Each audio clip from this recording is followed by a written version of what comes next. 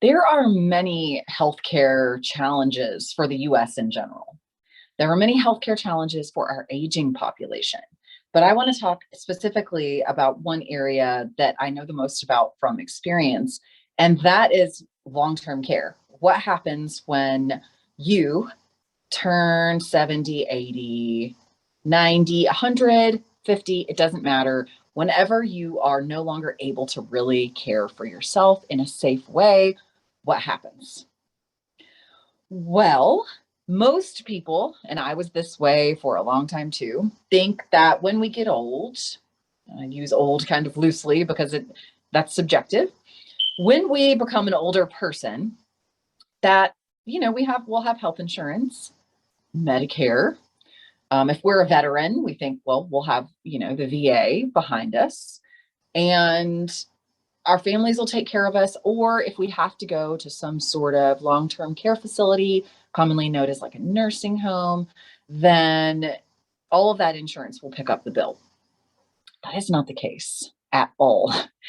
I worked in long-term care facilities, and I have helped two immediate family members be placed into long-term care facilities. And I would like to give you a little background information about what that actually looks like, just so you have an idea. And a long-term care facility on average is going to be, I'd say, probably $100,000 a year ish, anywhere from $3,000 to $10,000 a month, just depending on what you need. Okay, so $100,000 a year for me to be taken care of in a long-term care facility. Well, I have health insurance. Not going to cover it. Health insurance is not going to cover your long-term care costs. Probably none of them, to be quite honest with you. Okay, so you think, well, all right, I'll be older, I'll have Medicare. Medicare, an insurance available for those who are older, that will cover that. It will not. Medicare will cover 20 days of an acute stay. If you have something, pressing that's wrong with you that requires skilled nursing care, they'll pay for 20 days of that. After the 20 days, they will pay for 80% of your acute care needs for another 80 days, up to another 80 days. Let's say on day 23, 25, 26, 47, you start getting better. Then guess what? Medicare says, oh, you don't need us to use Medicare for your healthcare anymore, for your long-term stay in this facility. Okay, well, that's fine, right?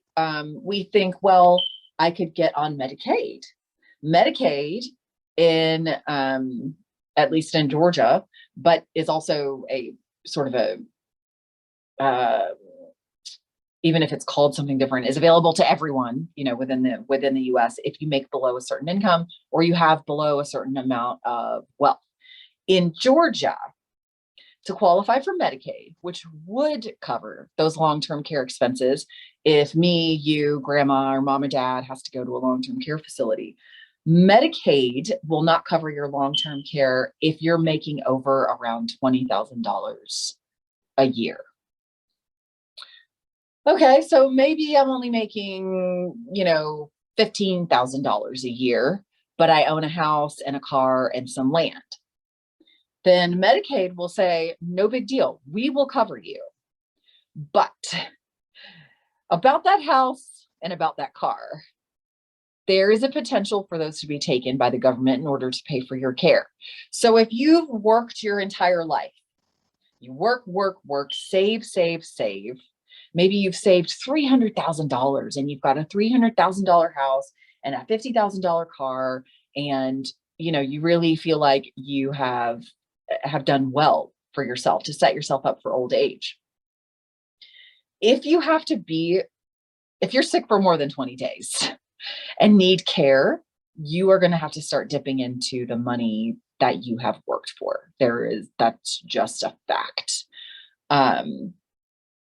And if you make low enough and you don't have, the funds, the wealth or the assets that can be sold off to pay for your healthcare, then the nursing home or the long-term care facility will say, okay, you make $1,800 a month. We will allow you to stay in this long-term care facility. Give us your entire check of $1,800 a month, but don't worry, we will give you $50 every month. You get $50 to do whatever you want with every month. So if you are someone who likes a particular snack, likes to get your hair done, if you smoke cigarettes, if you like to buy new clothes, you want to buy presents for your grandkids, you get $50 a month to do so. After you've sold off all your belongings and your land and used up all of your wealth. Now, of course, if you have plenty of money, then the $100,000 a year is going to be nothing to you. You know, it would be no big deal. But for most people, it is. So, okay, well, let's back up. Maybe I'm a veteran. The VA would pay for something like long-term care, right? We take care of our veterans. Often, no, that is not the case. Just because you're a disabled veteran that has nothing to do with the health insurance that you have. Nothing to do with it.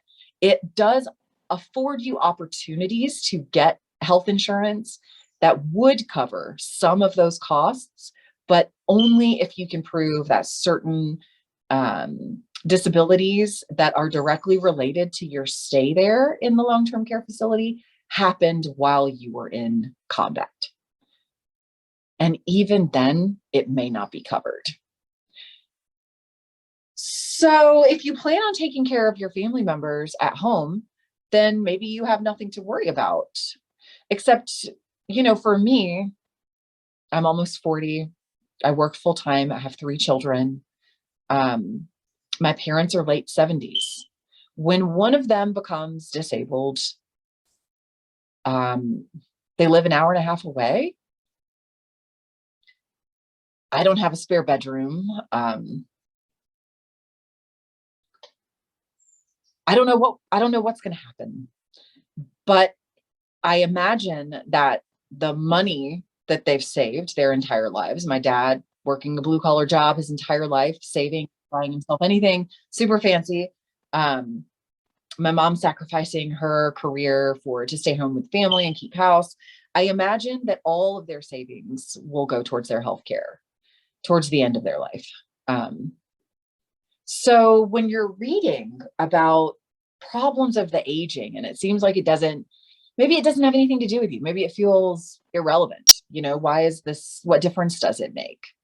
In the US, we do not take good care of our older Americans. And if you are lucky enough, you will one day be an older American.